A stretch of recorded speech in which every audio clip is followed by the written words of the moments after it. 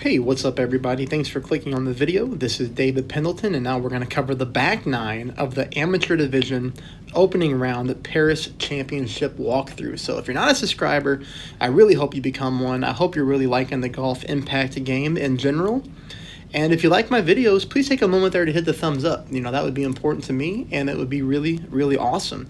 Hey, I'm excited to show this video with you because between my two accounts here, I was able to pick up a lot of drops on the back nine, which I really needed to get me to the top of the standings. So both of my accounts that I've played so far should qualify within the top 1 to 5, so they're going to end up somewhere in that system. But all in all, if you're able to hit these shots here, this is a path to a -16 back nine. I picked up the eagle on hole 1 and hole 4. I picked up a hole-in-one, which I believe is hole number 5, and then we picked up an albatross on hole number 9. So a lot of good shots to share, and let's just go ahead and hop right into it. This is hole number 1 on the back nine. We're getting nice little tailwind here, so all we're going to do is just use this clover ball, and we're using the clover just to get a little bit of extra power on this drive. That's really the only reason that we're doing that. Here you're going to see we're pushing our target up to max, so we get maximum distance on the drive. And I'm going with quite a bit of overpower with half a ball of curl to the right. Now, the biggest thing is to make sure that we land on the fairway. If you're not good with overpower drives, don't risk landing into the rough, because it's always important to get on the fairway so that we have the opportunity to try to pick up the extra eagle. But here you can see we got really nice yards, 356. Takes us to shot number 2, which is only 47 yards away. It puts me within wedge range, which I really like. And the wind here is only 3.5 miles per hour, meaning we only need to pull 1.5 rings. So I try to get my 1.5 lined up here, pulling a little bit into overpower. So because of that, you're going to see me use a tad of overpower, not a whole lot, but we hit a perfect ball, and this thing comes in very nicely for the eagle on hole number 1. Takes us to hole number 2, and the only thing we're going to do here is use a basic ball. So kind of note as far as my spin adjustment goes and where I'm looking to line this shot up. Okay, I'm using about 1 bar of top spin with my yellow ring right there touching the rough line. Take a look at where the end of my ball guideline is. It's favoring the left-hand side of the hole. And here we make our wind adjustment. We hit a perfect ball. And boy, oh boy, do we come very, very close to dropping this one in for a hole-in-one. So we didn't really need the top spin, all right? And the thing is, with the top spin, we came in a little faster than we would without top spin. So keep that in mind as you take your shot. So if you take the top spin off, the ball's not going to come in as hot.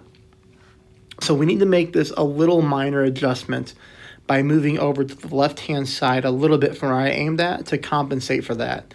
But that does give us a good chance for a hole-in-one on hole number 2. This is going to take us to hole number 3. Hole number 3, we're going to be using the Spicer ball.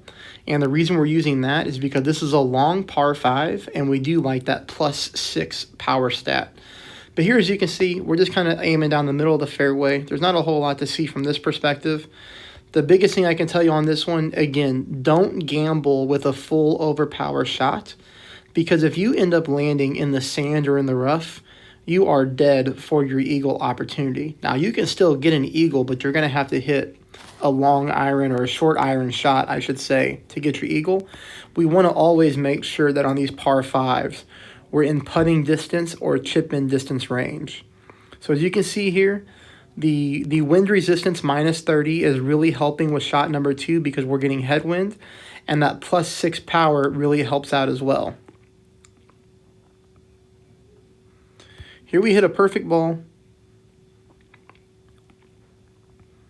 And this thing comes in really nicely, stopping on the green for an easy putt to pick up an eagle on the long par 5. We are going to see a lot of opponents, especially with lesser clubs, pick up a birdie on this hole and even a par.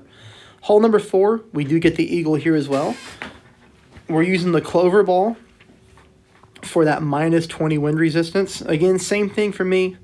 I'm using half a ball of overpower, and the reason I'm doing that is just to get as many yards as I can. And so far, I've been pretty good at hitting, perfect balls or very, very minor great shots with overpower.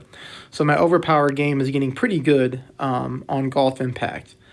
Now from here, this is not the easiest shot to make. We're 152 yards away and 23 foot uphill, so there's a lot of elevation here. But so far, I'm just pulling the rings like the game says to, for the most part. 2 rings, or 1 ring for every 2 mile per hour. But you'll see here, I'm using my long iron. I'm using quite a bit of max spin. And really just got the ball guideline pointing to the hole, just like that. You see how that last bounce is pointing right to the pin? 4.9 miles per hour means I need to pull almost 2.5 rings. And I do my best, with judging the 2.5. Perfect ball. And, we do get this one to drop. I hope that I get this lucky in the final round. But a very nice roll. I mean, it just basically, the ball guideline was really true on that shot, which we really like. This will take us into hole number 5. Again, basic ball, I'm doing the par 3s on. This one we will talk about. We learned something about this hole on the front 9. And it must be the way the green rolls, because you're going to see here 6.8 mile per hour wind. Technically, we should be pulling about 3.5 rings. But I want you to notice my setup. There's a smidge of topspin with my yellow ring right there on the rough line. Look at my ball guideline. I'm pointing right down the seam where the dark green and the light green squares meet. And then we're significantly, leaving our ball guideline short of the pin. But look at the ring pull, 6.8 miles an hour. This was kind of a guesstimate for me based off what I learned on the front 9. But you're going to see here, I'm only pulling 2.5 rings. Perfect ball. And this thing goes right into the hole. So we kind of have to remember that on this hole, we need to pull less rings than what we're supposed to. Again, I'm not 100% sure why, because I'm not fully in tune with, exactly how everything works in this game, as I've only been playing it for a couple of weeks. But, I did learn that about this hole based off my front 9, and I just, in my head, I was thinking, what do I need to do differently? And it just worked out. And sometimes, we'd rather be lucky than good, right? But this is going to take us into hole number 6, which is our next par 5.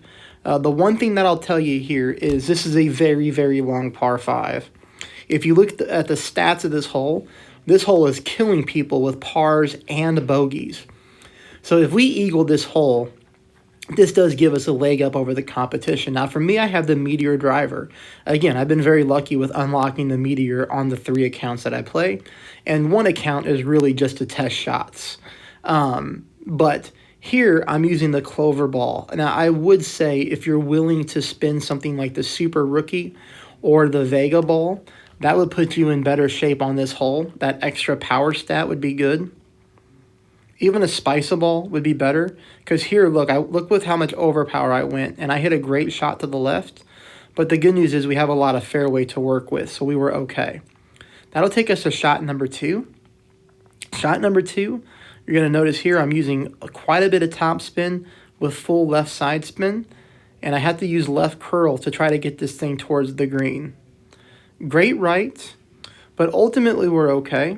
Now, we do get this thing to come down here very nicely and leave us for a chip-in shot to try to pick up the eagle on this hole. Again, a more powerful ball is going to give you a big advantage on this hole. So, if you're not good at hitting perfect on overdrive, or on overpower, I should say, or if you have lesser clubs, that's a really good time to spin one of those better balls, all right? Hole number 7, we're going to switch to a Clover ball again because we're getting headwind, and we like that minus 20% wind resistance. Here we have plenty of power to get from fairway to fairway, and that's really all we're looking to do here. We're going to use the fairway number 1 to bounce to fairway number 2, such as so. But unfortunately for me, I got stuck in the rough. And again, that's because I hit a great shot. Very luckily here, I was still able to reach the green in 2, and even had a chance to pick up an eagle out of the rough. So anytime you have a bad drive like me, and you can still at least pick up your birdie, that's a good spot to be in. But here, you see, not too bad. We'll take that out of the rough, and we still pick up our birdie. So our scorecard is still clean at this point. All right, hole number 8 is going to be with a basic ball. Playing all the par 3s with the basic ball in amateur division. Saving my good balls for the tougher holes and for later tournaments once I move up divisions. Kind of take note here of the backspin. Again, I put the yellow ring at the rough. And the reason that I do that is just to give you all a good frame of reference. Something that you can easily copy and duplicate, okay? 4.3 miles an hour means we're going to pull just a little bit over 2 rings. Perfect ball. Always super, super crucial for those perfect balls. Boy, we leave. And so out of the par 3s on the back 9, we got 1 to fall. But boy, the other 2 are really right there at pin. I hope you're able to make some small little tweaks after seeing how the ball reacts, and I hope you get those to go on the hole. Leaves us on here to hole number 9, in which we do pick up the albatross with the Spica ball. Again here, a long par 5, but not as long as hole number 6. Here we're just looking to get that extra power because we are dealing with headwind. You notice here I barely went with overpower because, again, this is a hole to where if you get stuck in the rough, the chances of you picking up the eagle are long gone, in my opinion. You can still do it, but you're going to have to hit a long shot to do it. So it's just so important that we land on the fairway. We do land on the fairway. Leaves us shot number 2. Shot number 2, I went with, you see the backspin here? And I went ahead and put on full back and full right side spin. And the reason I'm doing that is because I thought on the front 9, or I thought at one point my ball rolled pretty significantly to the left-hand side, like I missed it to the left. So I was hoping if I put the right side spin on that it would help correct the way this ball rolls off the fairway and green. And it appears that it does because this ball hits perfect. And kind of check out the path to the hole that we get here. Bounce, bounce. You see here how I'm left, and there it goes. Takes a right-hand turn for the albatross. Hey, everybody, I hope you liked it. Please subscribe. Please hit the thumbs up, and let me know how you do in the comments. I will see you tomorrow for a full live 18 holes.